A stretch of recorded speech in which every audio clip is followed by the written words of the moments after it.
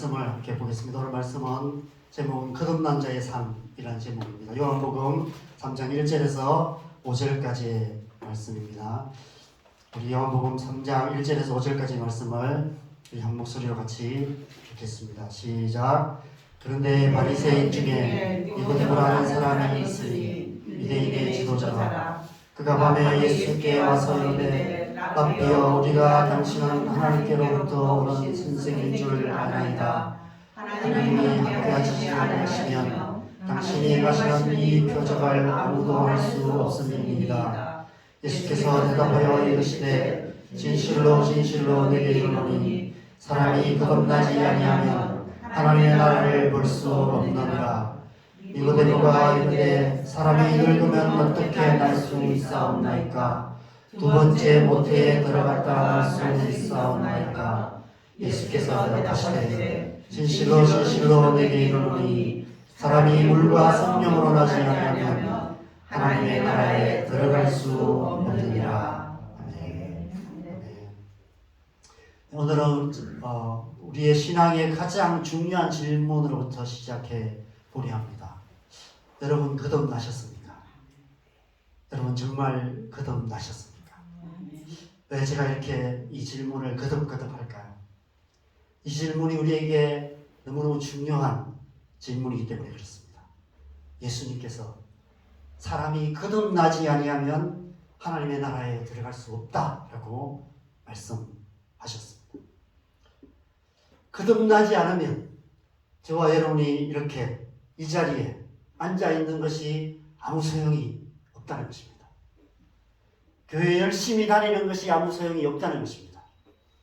모태신앙으로 태어나서 예배 안 빠지고 잘 참석하는 것도 아무 소용이 없다는 것입니다. 교회 생활 오래 해서 집사가 되고 권사가 되고 장로가 되어도 아무 소용이 없다는 것입니다. 여러분, 신앙생활은 교회 생활이 아닙니다. 신앙생활은 거듭남으로부터 시작됩니다. 거듭나서 하루하루를 거듭난 삶을 살아가는 것, 그것이 신앙생활입니다. 그래서 여러분에게 다시 한번 묻겠습니다. 여러분은 정말 거듭나셨습니까? 여러분 지금 교회 생활이 아닌 신앙생활을 하고 계십니까? 오늘날 이 거듭남이라는 말이 너무 상용화되어서 마치 좀 상징적인 어떤 의미로 쓰여지고 있습니다. 그런데 이 거듭남이라는 단어는 이 세상에서 오직 성경에만 나오는 단어입니다. 예수님께서 가장 처음 하신 말씀이 거듭남이에요. 바로 오늘 본문의 니고데모와의 대화 가운데서 예수님께서 말씀하신 것이죠. 여러분, 니고데모는 당시 그 유대 사회에서 어느 학으로 말하면 박사학위가 있는 그런 사람입니다. 그런데 예수님께서 생전 처음 들어보는 말을 하시는 거예요. 사람이 거듭나지 아니하면 하나님 나라에 들어갈 수 없다라고 말씀하십니다. 니고데모가 깜짝 놀라서 사람이 어떻게 이렇게 늙어서 다시 어떻게 태어날 수 있냐고, 엄마 뱃속에 다시 들어갔다 나와야 하냐고 이렇게 질문을 합니다. 거듭남이라는 말이 우리가 지금 쓰는 상용으로 쓰는 그런 의미의 말이었다면 아마 이렇게까지 놀라지 않았을 것입니다. 여러분, 니고데모가 예수님의 이 말을 잘못 이해해서 이렇게 반응한 걸까요? 그렇지 않아요. 예수님께서 딱 그런 의미로 말씀하신 것입니다. 쉽게 말하면 네가 지금까지 열심히 살아온 것이 아무 의미 없다. 앞으로 아무리 노력해도 너는 절대 하나님 나라 못 들어간다. 너 다시 태어나야 돼. 처음부터 다시 시작해야 돼. 이렇게 말씀하신 것입니다. 완전히 새로 태어나야 된다는 것입니다. 엄마 뱃속에 들어갔다 다시 나와야 된다는 거예요. 그래서 어떻게 다시 태어날 수 있지? 이런 질문을 하는 게 당연합니다. 여러분은 이 뜻을 여러분의 경험으로 이해가 되시나요? 만약 그렇게 이해가 안 된다면 여러분은 지금 니고데모와 같은 사람일 수 있습니다. 거듭나셔야 돼요. 거듭나지 않으면 여러분도 하나님 나라에 들어갈 수 없습니다. 예수님께서는 지금 어떤 상징적인 의미로 이 말씀을 하시는 게 아니에요. 비유를 말씀하시는 게 아닙니다. 있는 그대로 진리를 말씀하고 계십니다. 제가 지난주에 요한복음 1장 1절에서 5절 말씀을 나누었습니다. 그래서 요한복음 1장 1절에서 5절 말씀은 창세기 1장 1절에서 5절 말씀과 비교해서 제가 설명을 해드렸습니다. 그래서 요한복음은 다시 쓰는 창세기와 같은 말씀이라고 말씀을 드렸죠. 특별히 요한복음 여러분 1장에서 3장까지 말씀을 한번 창세기 1장에서 3장 말씀과 연결해서 한번 읽어보시면 좋을 것 같습니다. 그럼 먼저 창세기 1장을 보면 빛이 있으라고 말씀하시면서 창조가 시작됩니다. 그리고 하나님의 형상으로 사람을 만드시고 생육하고 번성하고 충만하여 땅에 충만하고 땅을 정복하고 다스리라 라고 말씀하십니다. 그런데 요한복음 1장에서는 그 하나님의 빛이 말씀이 빛이 되어서 생명이 되어서 육신으로 이 땅에 오셨다고 말씀하세요.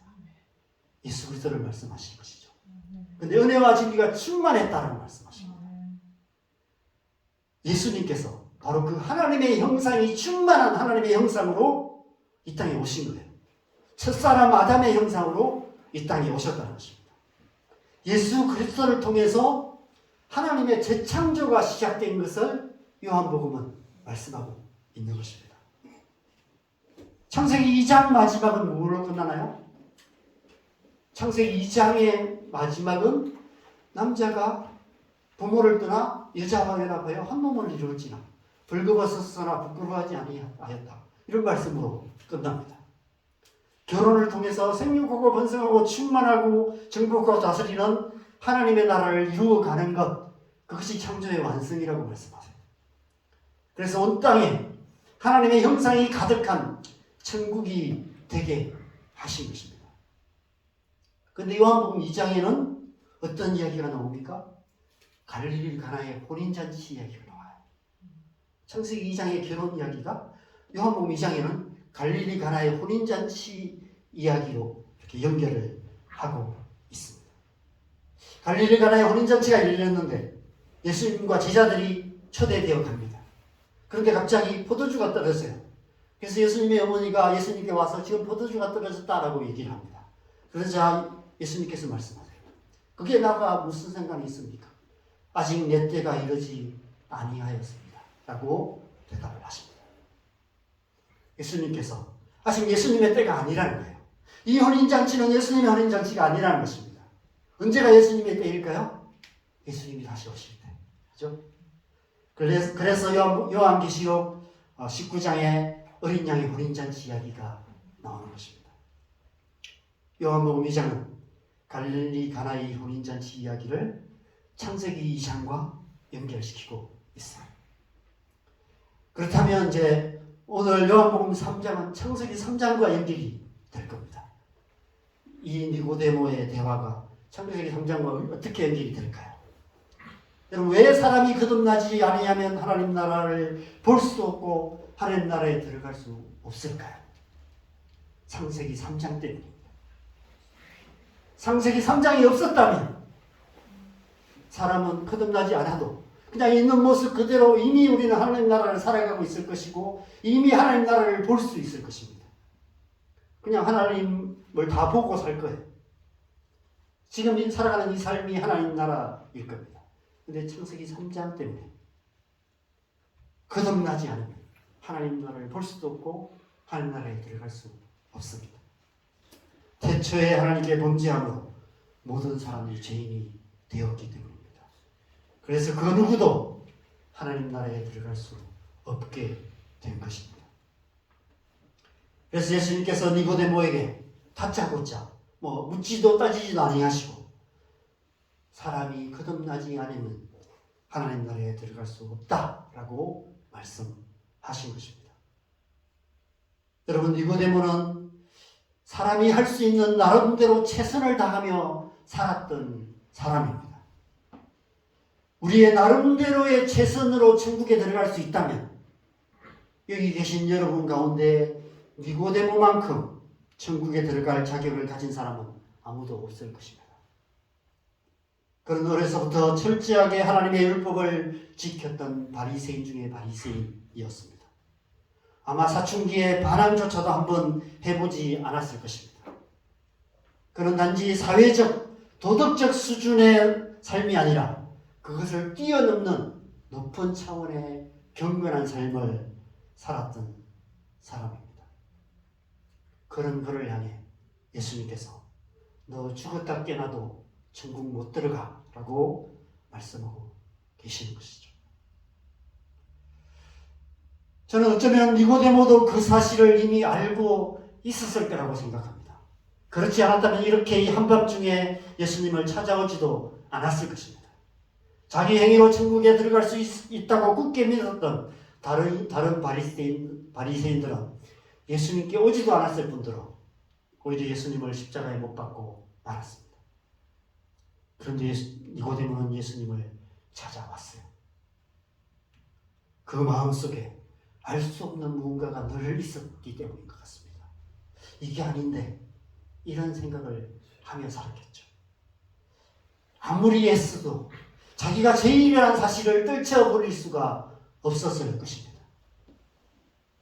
그에겐 천국에 대한 확신이 없었습니다. 여러분 안에는 천국에 대한 확신이 있으십니까? 여러분 오늘이라도 여러분의 삶이 끝난다면 천국에 들어갈 것을 확신하고 계십니까?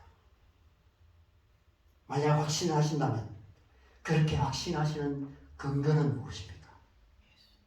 오늘 예수님은 천국에 들어갈 수 있는 유일한 근거는 거듭나는 것밖에 없다라고 말씀하고 계세요. 여러분 정말 거듭나셨습니까? 만약 여러분 안에 천국에 대한 확신이 없다면 오늘 니고데모처럼 예수님께 질문해야 합니다. 사람이 어떻게 거듭날 수 있습니까? 이 나이에 다시 엄마 뱃속에 들어갔다 나오라는 말입니까?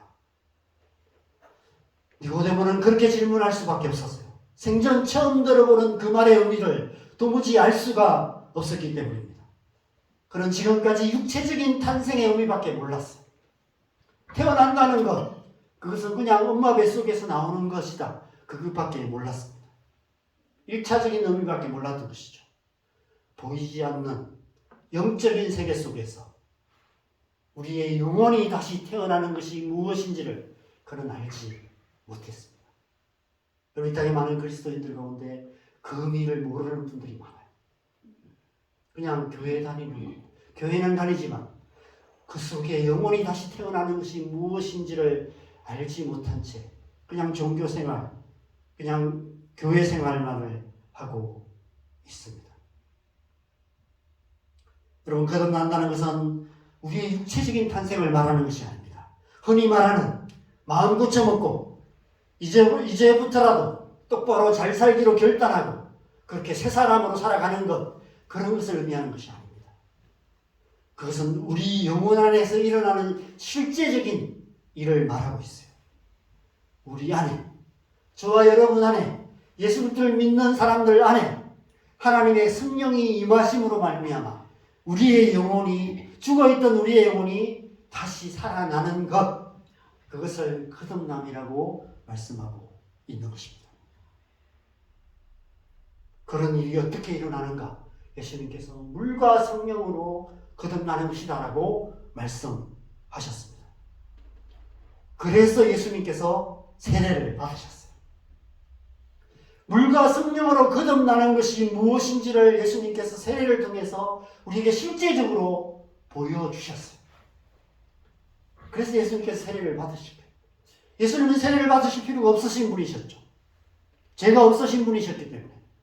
그래서 예수님이 세례를 받아 오셨을 때 세례요한이 말렸어요. 왜 세례를 받으려고 합니까? 그런데 예수님 말씀하시죠. 이렇게 하는 것으로 하나님의 뜻이 이루어지는 것이다.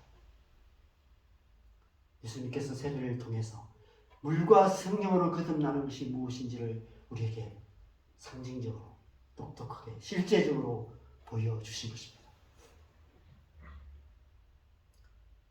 마태복음 3장 16절에 보면 예수님께서 성령으로 세례를 받으실 때 물에서 올라오실 때에 하늘이 열리고 하늘에서 성령이 비둘기같이 임하는 것을 보셨다라고 말씀하고 있습니다. 그리고 그날 이후 예수님의 삶은 전혀 다른 삶이 되었어요. 그때까지는 갈릴리에서 나사렛에서 목수의 아들로서 목수의 일을 하면서 살아오셨습니다. 그런데 그날 이후부터 하나님 나라의 복음을 전하는 삶을 살기 시작하셨어요. 거듭난 자의 삶을 살아가기 시작하는 그것이 무엇인지를 보여주시는 그런 모습을 우리는 보게 됩니다. 이 사진은 우리 이전에 그 남산교회에서 세례했던 사진입니다.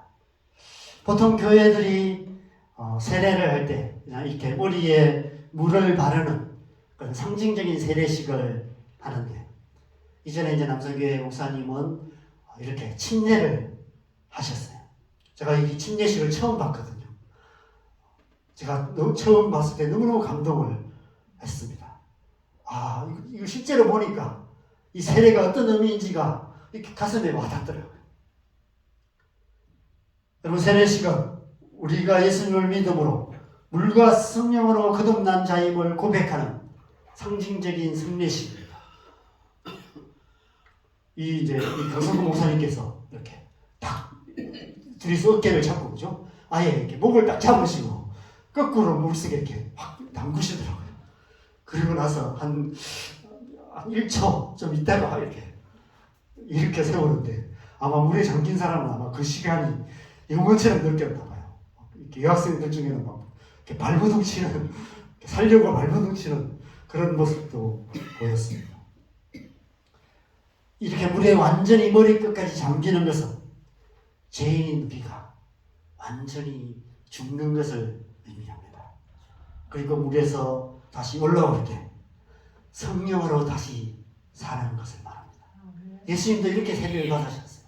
예수님께서 물에 완전히 잠기시고 다시 올라오실 때 성령이 비둘기같이 임하신 것이죠. 세례식은 바로 그것을 상징하는 것입니다. 우리가 그렇게 완전히 죽고 성령으로 다시 사는 것을 상징적으로 보여주는 것이 세례식입니다. 그래서 우리 스스로에게 그리고 공동체 앞에 고백하고 확인하는 것이 바로 세례식인 것이죠. 여러분, 왜 예수님께서 십자가에 못 박혀 죽으시고 장사된 지 사흘 만에 부활을 하셨습니까? 바로 이 신성하고 비밀한 일이 실제로 우리 안에 이루어지게 하시기 위해서인 것이죠. 우리가 성령으로 다시 살아나기 위해서는 우리 안에 성령이 임하셔야 돼요. 우리는 성령으로만 다시 살아날 수 있습니다. 그런데 성령이 우리 안에 임하시기 위해서는 우리 안에 거룩한 길이 열려져야 되고 거룩한 곳이 있어야 되는 것입니다. 왜냐하면 성령은 거룩하신 분이시기 때문에 그래요. 성령은 거룩하신 분이시기 때문에 죄가 있는 곳에는 오실 수도 없고 그곳에 거하실 수도 없어요. 그래서 먼저 우리의 죄를 깨끗하게 씻어야만 하는 것입니다. 무엇으로 죄를 씻을 수 있습니까? 히브리서 9장 22절에 이렇게 말씀하고 있습니다. 같이 읽겠습니다. 시작. 율법을 따라 그의 모든 물건이 피로써 정결하게 되나니 피 흘림이 없은즉 사함이 없느니라. 피로 말미암아 깨끗하게 된다라고 말씀하고 있습니다. 그래서 예수님께서 십자가에서 피 흘려 죽으신 것입니다. 십자가에서 그 몸을 찢으심으로 우리 안에 거룩하신 성령이 오실 수 있는 길을 여셨습니다. 그리고 십자가에서 모든 피를 흘리심으로 우리 안에 성령께서 거하실 수 있는 처소를 만드신 것입니다. 그래서 우리가 예수님을 믿는 즉시 우리 안에 성령이 그 거룩한 길로 오셔서 우리 안에 예비된 그 처소로 오셔서 거하시기 시작하십니다. 그러면 우리 영혼이 거듭나게 되는 것입니다. 누구든지 예수님을 믿으면 이 신비하고 비밀하고 신령한 일이 그 안에 실제적으로 이루어지는 것이죠. 그것이 바로 거듭나는 거예요. 그것이 바로 거듭남의 의미인 것입니다. 그래서 요한복음 20장에 보면 예수님께서 부활하신 후에 가장 먼저 하신 일이 무엇인지를 기록하고 있어요. 예수님께서 부활하신 이후에 가장 먼저 이 일을 하셨습니다. 같이 읽겠습니다. 시작. 이 말씀을 하시고 그들을 향하여 숨을 내쉬며 이르시되 성령을 받으라. 부활하신 후에 제자들이 두려워 숨어 있는데, 문을 닫고 있는데 그 가운데 오셔서 너희 가운데 평강이 있을지어다 말씀하시고 숨을 내쉬며 후라고 내쉬며 성령을 받으라라고 말씀하셨습니다. 바로 창세기 2장에 하나님께서 흙으로 사람을 만드시고 그 코에 생기를 불어넣으심으로 사람이 살아있는 영이 되게 하셨던 것처럼, 생명이 되게 하셨던 것처럼 예수님께서 십자가에 죽으시고 피 흘리시고 모든 죄를 사하시고 부활하신 이후에 가장 먼저 하신 일, 제자들을 찾아오셔서 제자들 안에 성령을 불어넣으심으로 제자들의 영혼을 거듭나게 하신 것입니다. 성령으로 말미암아 하나님의 자녀로 다시 태어나게 하신 것이죠. 여러분, 우리가 거듭나서 하나님의 자녀가 된다는 것은 단지 어떤 신분적인 변화만을 의미하는 것이 아닙니다. 실제로 저와 여러분 안에 이 보이지 않는 신비한 일이 일어나게 된다는 것입니다. 실제로 우리의 영혼이 다시 태어나게 된다는 것이죠. 우리가 예수님을 믿을 때 우리 속에 우리의 눈으로 볼 수 없는 영원한 생명이 다시 태어나게 되는 것입니다. 그래서 우리가 하나님의 아들이 되고 하나님의 딸이 되는 것이죠. 그래서 여러분, 다시 한번 묻겠습니다. 여러분은 거듭나셔서 하나님의 자녀가 되셨습니까? 만약 그렇지 못하다면 예수님을 믿음으로 우리의 마음에, 여러분의 마음에 예수님을 구주로 영접하셔야 하는 것입니다. 그러면 여러분은 하나님의 자녀로 거듭나게 될 것입니다. 만약 여러분이 거듭났다면 그러면 이제부터는 전혀 다른 삶을 살아가게 될 것입니다. 거듭난 자의 삶을 살게 될 것입니다. 예수님께서 성령으로 세례를 받으신 후에 전혀 다른 삶을 살아갔던 것처럼 우리가 성령으로 거듭나게 되면 저는 전혀 다른 삶을 살게 되는 것이죠. 거듭난 자의 삶을 살아가게 되는 것입니다. 거듭난 자의 삶이 어떤 삶인가? 로마서와 에베소서에서 사도 바울은 이것을 두 가지 다른 버전으로 말씀하고 있어요. 먼저 로마서 8장을 보면 육신을 따르는 자와 영을 따르는 자를 비교하여 말씀하고 있습니다. 로마서 8장 5절 말씀 같이 읽겠습니다. 시작. 육신을 따르는 자는 육신의 일을, 영을 따르는 자는 영의 일을 생각하나니. 육신을 따르는 자가 있고 영을 따르는 자가 있다라고 말합니다. 육신을 따라 살아갈 수도 있고 영을 따라 살아갈 수 있다는 것입니다. 육신을 따르는 자는 말 그대로 부모로부터 받은 육신의 생명으로 살아가는 것을 말합니다. 나름대로 최선을 다하며 살고 있고 교회 생활도 확실히 잘할 수도 있습니다. 그러나 여전히 육신의 생명으로 살아가기 때문에 율법적이고 종교적인 행위로 살아갈 수밖에 없는 것입니다. 바리새인들이 그러했습니다. 그들은 종교적인 행위만 열심히였을 뿐 하나님과 깊은 관계가 무엇인지, 하나님과 깊은 관계 속에 살아가는 것이 무엇인지를 알지를 못했습니다.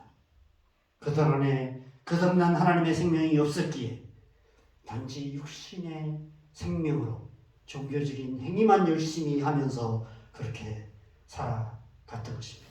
그래서 죄의 종으로, 율법의 종으로 살아갈 수밖에 없었던 것이죠. 만약 우리가 육에 속한 삶을 살아간다면, 육을 따라 살아간다면 우리는 여전히 그런 삶을, 똑같은 삶을 살아갈 수밖에 없을 것입니다. 그런데 영을 따르는 자는 다르다라고 성경은 말씀하고 있습니다. 그들 안에 거듭난 하나님의 생명이 있기 때문에 그 거듭난 하나님의 생명으로 살아가면 전혀 다른 삶을 살아갈 수 있다라고 말씀하십니다. 하나님의 자녀로 하나님의 자녀답게 살아갈 수 있게 된다는 것이죠. 어떻게 그렇게 살아갈 수 있을까요? 이렇게 살아간다고 말씀합니다. 로마서 8장 13절 14절 같이 읽겠습니다. 시작. 너희가 육신대로 살면 반드시 죽을 것이요 영으로서 몸의 행실을 죽이면 살리니 무릇 하나님의 영으로 인도함을 받는 사람은 곧 하나님의 아들이라. 영으로서 몸의 행실을 죽이는 삶을 살아가야 된다는 것이죠. 육신의 생각을 따라서 자기 마음대로 살아가지 않고 날마다 순간마다 하나님의 영으로 인도함을 받는 삶을 살아간다는 것입니다. 그렇게 살아가는 것, 그것이 바로 거듭난 자의 삶이고 그렇게 살아가는 삶이 바로 하나님의 아들들, 하나님의 자녀의 삶이라고 말씀하고 있습니다. 여러분 어떠십니까? 여러분은 날마다 순간마다 성령의 인도하심을 받으며 살아가고 계십니까? 영으로서 살아가고 계십니까? 아니면 여전히 육을 따라 살아가고 계십니까? 만약 여러분이 계속해서 육을 따라 육체를 따라서 육의 생각을 따라서 살아간다면 거듭난 자의 삶을 살아가고 있지 못한 것입니다. 거듭난 자의 삶을 배워야 하는 것이죠. 훈련해야 하는 것입니다. 날마다 순간마다 성령의 인도하심을 따라 살아가는 것이 무엇인지를 처음부터 다시 배워가야 하는 것이죠. 여러분 신앙생활이 뭘까요? 왜 우리가 제자훈련 받고 신앙의 훈련을 받을까요? 왜 이렇게 주일 와서 예배드리고 기도하고 새벽기도도 하고 이런 시간을 가질까요? 그렇게 살아가는 삶을 끊임없이 훈련해야 되기 때문에 그래요. 왜 이것이 훈련이 필요합니까? 우리가 10년, 20년, 30년, 40년 많으면 50년, 60년을 그렇게 살아왔기 때문에 그래요. 육을 따라서 살아오는 삶에 너무 익숙해져 있기 때문에 뼛속까지 육의 삶의 습관이 배어있기 때문에 그렇습니다. 그것을 바꿔가는 게 쉽지 않기 때문에 그래요. 그럼에도 불구하고 우리가 그런 삶을 끊임없이 훈련해야 하는 것입니다. 날마다 순간마다 성령의 인도하심을 따라 살아가도록 우리의 삶의 방식을 재조정하는 일이 필요하다는 것입니다. 그래서 오직 성령의 인도하심을 따라 살아갈 때 우리는 하나님의 자녀다운 삶을 살아갈 수 있고 그렇게 살아가는 것이 거듭난 삶이라고 말씀하고 있는 것입니다. 에베소서에는 옛사람과 새사람으로 표현하고 있습니다. 우리 에베소서 4장 22절에서 24절을 같이 읽겠습니다. 시작. 너희는 육의 욕심을 따라 썩어져가는 모습을 따르는 옛사람을 벗어버리고 오직 너희의 심령이 새롭게 되어 하나님을 따라 의와 진리의 거룩함으로 지으심을 받은 새 사람을 입으라. 옛사람을 벗어버리고 새 사람을 입어야 된다라고 말씀하고 있습니다. 심령으로 새롭게 되는 것을 마치 옷을 갈아입는 것으로 표현하고 있습니다. 여러분 우리가 옷을 갈아입는다는 것은 뭐죠? 삶이 달라지는 것을 말해요. 옷을 갈아입으면 다른 삶을 살게 돼요. 그럼 집에서 입는 옷과 밖에 나가 입는 옷이 다르잖아요. 집에서 잠잘 때 입는 옷과 회사에 출근해서 입는 옷이 다릅니다. 왜냐하면 집에서의 삶과 회사의 삶은 다른 삶이기 때문에 그래요. 집에서 우리가 잠옷을 입고 자고 밥 먹을 때도 그런 옷을 입고 밥을 먹고 할 수 있습니다. 근데 그 옷 입고 그대로 회사 출근해서 회사에서 그 옷을 입고 회사 생활을 할 수는 없습니다. 그 옷을 입고 교회 와서 예배를 드릴 수는 없어요. 왜냐하면 다른 삶이기 때문에. 거듭난 자의 삶은 옛사람이라는 옷을 벗어버리고 새 사람을 옷 입고 완전히 다른 삶을 살아가는 것이라고 말씀하고 있는 것입니다. 어떻게 그런 완전히 다른 변화가 일어날까요?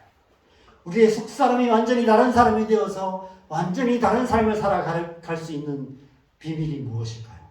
그래서 이 에베소서 그 다음 장의 5장에 보면 성령의 충만함을 말씀하고 있습니다. 같이 읽겠습니다. 시작. 술 취하지 말라. 이는 방탕한 것이니 오직 성령으로 충만함을 받아라. 라고 말씀하십니다. 술 취하는 것에 비유하고 있어요. 여러분, 술 취한다는 건 단지 그냥 뭐 술 한 잔씩 먹는 거 이걸 말하는 게 아니에요. 알코올 중독을 말하는 것입니다. 중독에 비유하고 있습니다. 여러분, 옛사람의 습관이 우리의 중독적으로 배어 있어요. 중독되어 있습니다. 그냥 TV 보는 습관, 뭐 삶에 많은 습관들이 있습니다. 우리가 쉽게 고치지 않는 삶의 습관들이 너무 많아요. 아침에 눈 뜨자마자 자동적으로 드는 생각들이 있습니다. 생각의 습관들이 있죠.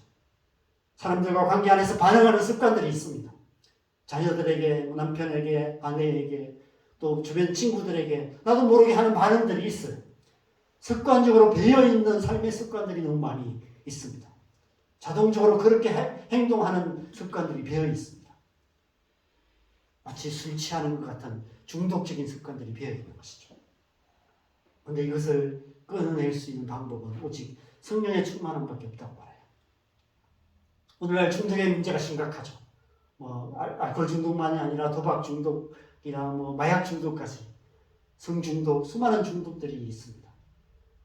그 모든 것들을 다 포함한 우리의 삶의 옛사람의 습관들로부터 그것을 벗어버리고 성령으로 새롭게 되어져서 우리 안에 있는 영을 따라서 거듭난 자의 삶을 살아갈 수 있는 유일한 길, 성령의 충만함밖에 없다라고 사도 바울이 말씀하고 있는 것입니다.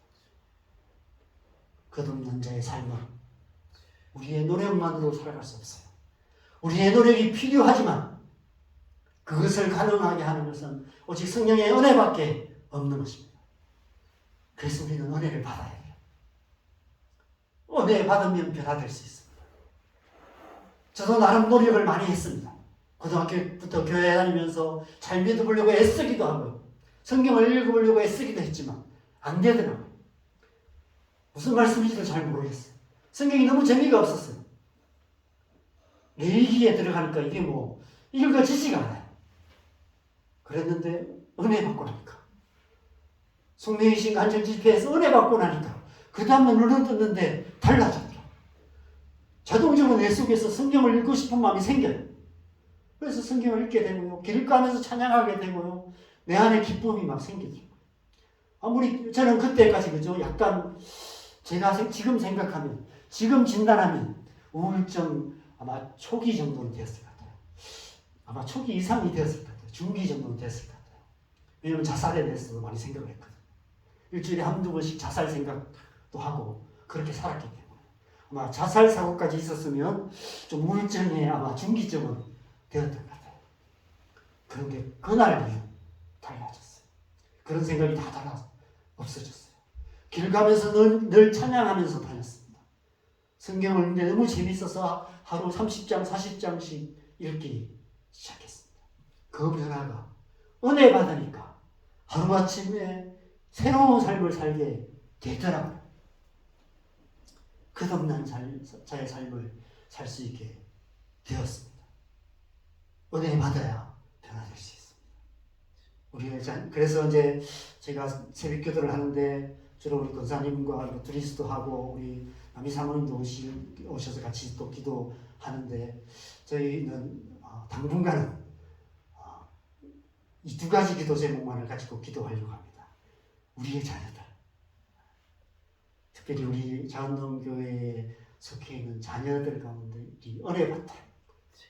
은혜 받아서 우리 자녀들이 정말 우리에게 주셨던 은혜가 이제 우리 자녀들 가운데 주어져서 우리의 자녀들이 은혜 받고 하나님의 자녀로서 거듭난 자의 삶을 살아갈 수 있도록 우리 자녀들을 위해서 기도하고요. 또 이 땅의 교회에 하나님의 부흥을 주시도록 그래서 그걸 위해서 계속해서 기도하려고 합니다. 여러분 모시지 못하더라도 또 여러분의 자리에서 이 두 가지 기도 제목 갖고 계속해서 기도하시면 좋겠습니다. 제가 이제 유튜브로 이제 녹음을 해서 이렇게 올리기를 시작했어요. 제가 남성교회 했을 때는 이제 이걸 이렇게 방송실을 했기 때문에 올렸는데 거기 이제 프로그램이 있어서 올렸는데 제가 이제 프로그램을 어떻게 쓸지를 몰라갖고 제가 지난주 내내 이거 갖고 실험해가지고 겨우 몇 번 만에 며칠 만에 성공을 해갖고 목요일 금요일 거를 이렇게 올렸습니다. 자원동교회 유튜브에 자원동교회 아마 검색하시면 이제 이 녹음 파일이 올라갈 겁니다. 그래서 오늘도 이제 녹화를 해서 이제 이 주일 설교도 올리려고 하는데 올릴 수 있을지 잘 모르겠어요. 제가 실패할 수도 있지만 아무튼 이제 시험 방송 중입니다. 예. 그래서 이걸 찍는다고 생각하니까 자꾸 이렇게 말이 더듬어져요. 아, 말을 좀 더 잘해야 되겠다 이런 마음이 자꾸 듭니다. 예. 예. 자, 갈라디아서 5장 25절 말씀도 같이 읽겠습니다. 시작. 만일 우리가 성령으로 살면 또한 성령으로 행할지니. 여러분, 거듭난 자의 삶을 이보다 더 잘 표현할 말씀이 어디 있을까 저는 생각합니다. 사도 바울이 우리는 성령으로 살며 성령으로 행하는 자다라고 말씀하고 있습니다.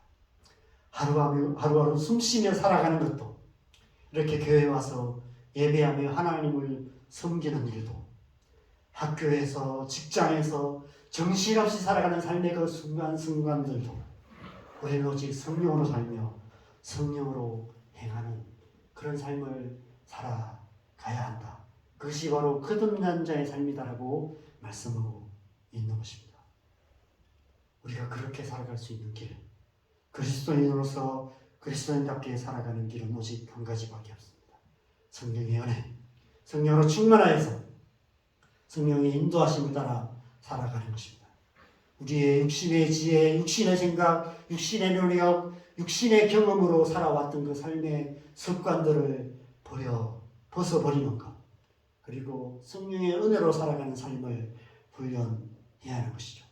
삶의 모든 순간을 우리 안에 계시며 우리를 도우시며 우리를 인도하시는 내 안에 계신 하나님, 내 안에 계신 성령님과 늘 동행하는 삶을 살아가는 것, 그것이 거듭난 자의 삶인 것입니다.